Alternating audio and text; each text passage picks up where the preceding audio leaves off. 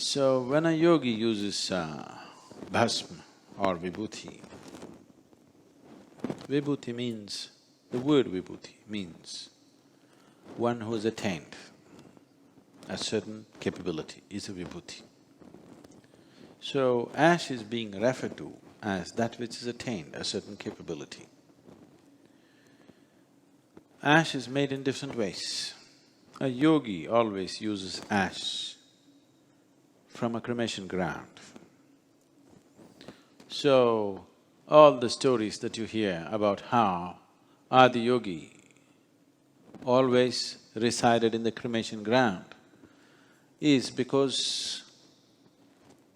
You're looking terrified, Mom? You… not you? You okay? Cremation ground is okay. All of us will make use of the service someday, okay? You may not go to a restaurant, you may not go to a disco, you may not go to your golf course, but we will all go make use of that one service, isn't it? Yes? Other things by choice. This we will make use, isn't it? So, there's nothing to be terrified about, it's a place we have to go. You better go gracefully, isn't it? So always these stories about how he hung around cremation grounds, it's not that always he lived there, it is just after morning shower, they went to the cremation ground looking for the ashes for the day. For householders, people who are holding on to their houses,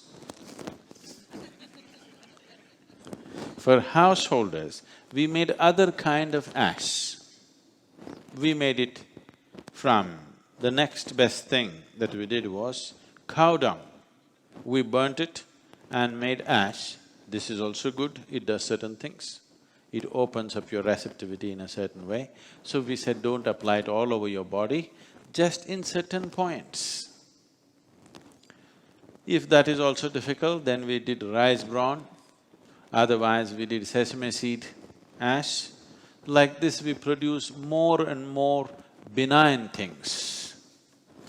But when Adi Yogi used, he used cremation ground ashes. Even today many yogis use only that. But you should not do that unless you properly initiated into the process and you know what to do with it. And if certain things happen, you know what to do with it. For you, the simple ash, either made out of cow dung or rice bran, when you apply, if you go into a space which is energetically charged in some way, if you apply it between your eyebrows, there is a spot. You must know this exact spot. There is a spot behind your ears. If you apply on those two sides and the pit of your throat and where the rib cage meets just beneath that, the idea is you want the higher aspects of who you are to become receptive. See, right now, to put the example very basic, I want you to understand this, don't react to these things. Now, let us say you're a man. A woman came in front of you. It is not just the eyes, the whole body responds, okay? It depends who it is, what it is. Now, if you look at her in a certain way, you may think she's your mother. If you look at it in another way, you may be drawn to her sexually. If you look at it another way, you may be repelled because it reminds you of something. Reminder need not be necessarily in the mind, it's all over the body.